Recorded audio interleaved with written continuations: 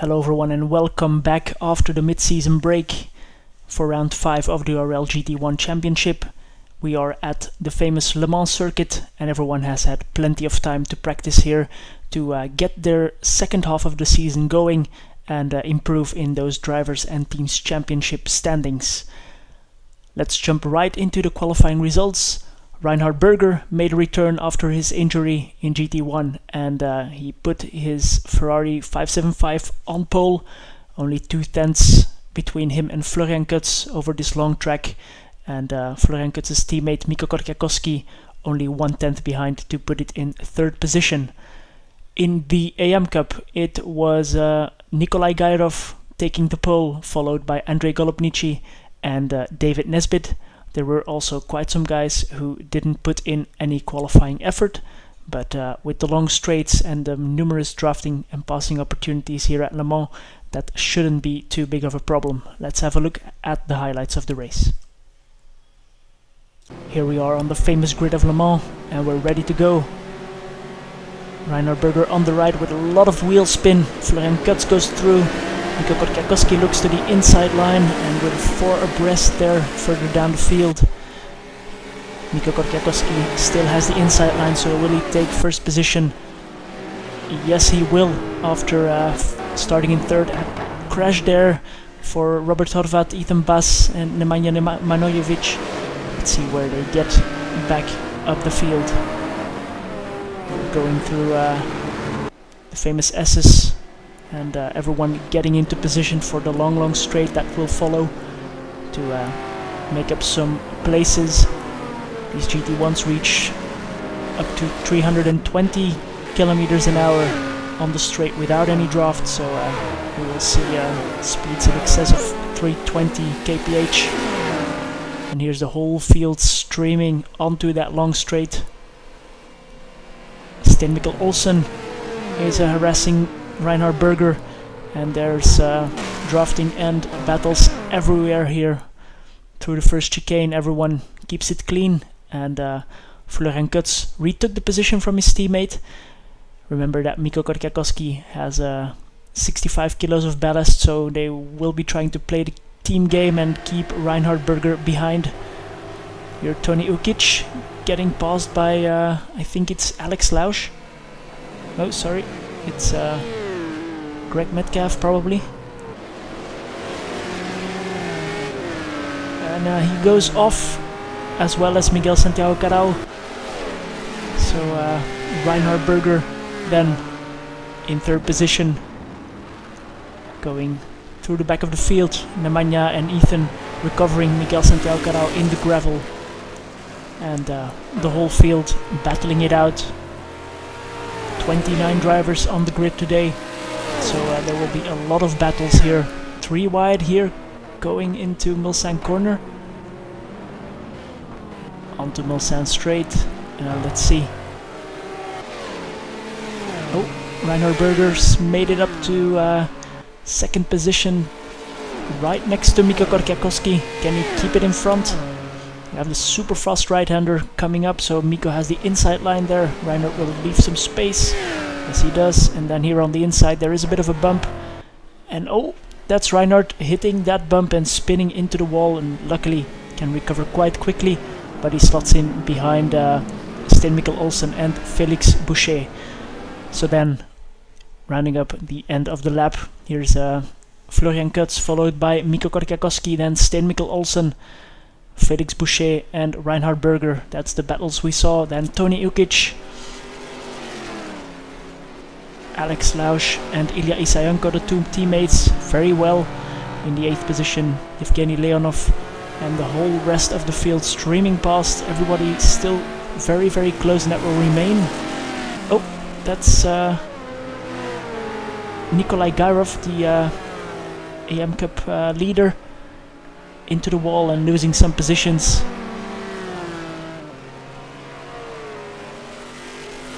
David Nesbitt and Bjarne Christensen 24th and 25th, and Robert Horvat unfortunately with a puncture.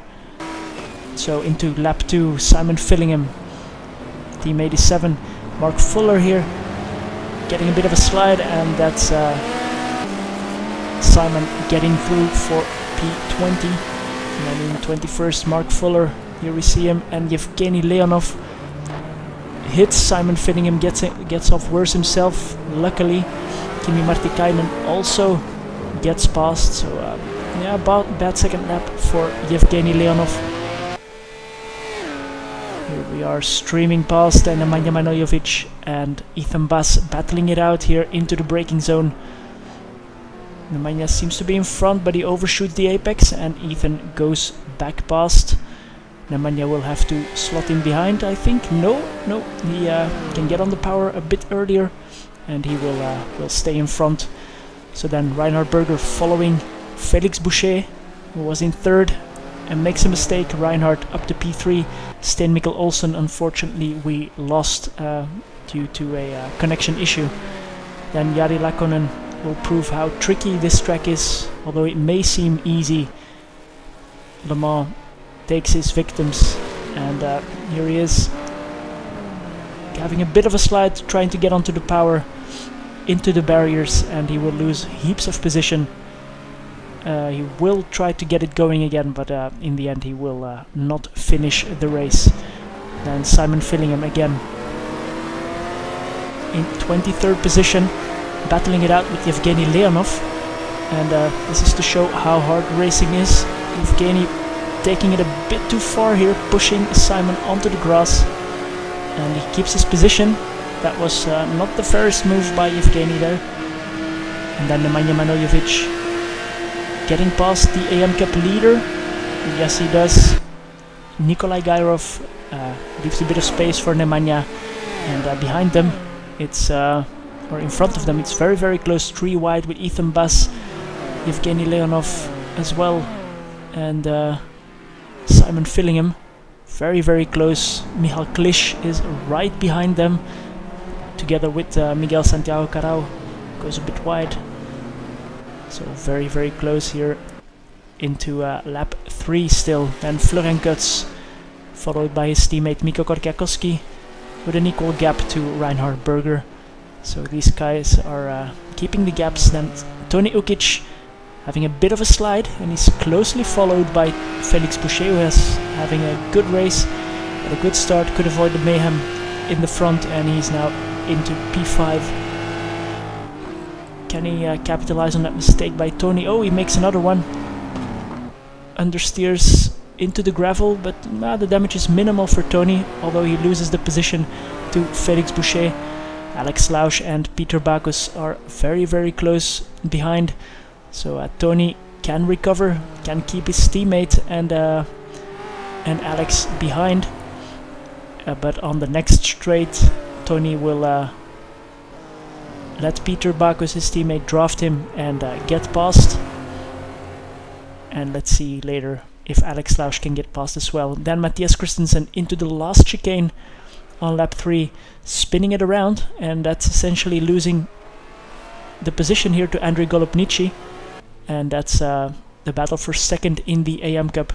And as expected, 1 lap later, Alex Lausch makes the pass on Tony Ukic, drops back, and Ilya Isayenko is right behind them, but he will make a small mistake, unfortunately, and will get out of that battle. And Kimi Martikainen also with a lot of overspeed on Nikolai Gairov, but then when he gets out of the draft, the overspeed is not so big. Still, Nikolai in his own battle, leaving these guys go a bit. So here's Nemanja Manojovic behind Michal Klisch, trying to make the pass. Late on the brakes, too late it seems. Yes, he hits Michal, stops on the apex. That's not the safest way to wait for your victim. That's a custom here in URL, and Nemanja saw his mistake and moved out of the way. He will be waiting for Michal to rejoin in front of him and get the racing going again. So a couple of drivers gaining the positions. And Peter Backus at the pace on Felix Boucher, had to fight very, very hard on the previous lap to get past, and he couldn't. But this lap is the good one into the braking zone for the first chicane. He gets P4 from Felix Boucher, and in the next chicane Felix tries to compensate for the position loss and goes into the gravel, but doesn't get stuck, so the damage to him is minimal. Then we already get up to the pit stop window. Florian Kutz is in first, Mikko Korkiakowski in second position, Reinhard Berger quite close to Mikko as well, then Peter Bacchus as we saw, Felix Boucher in fifth, Alex Lausch in sixth position, good race for him. Then Tony Ukic, Greg Metcalf up to P8, Ethan Bass recovered until P9 at the moment, then Mark Fuller having a good race, rounding up the top 10. Very closely followed by Kimi Martikainen, and he's about to get passed by Ilya Isayenko, I think. Let's have a quick look here.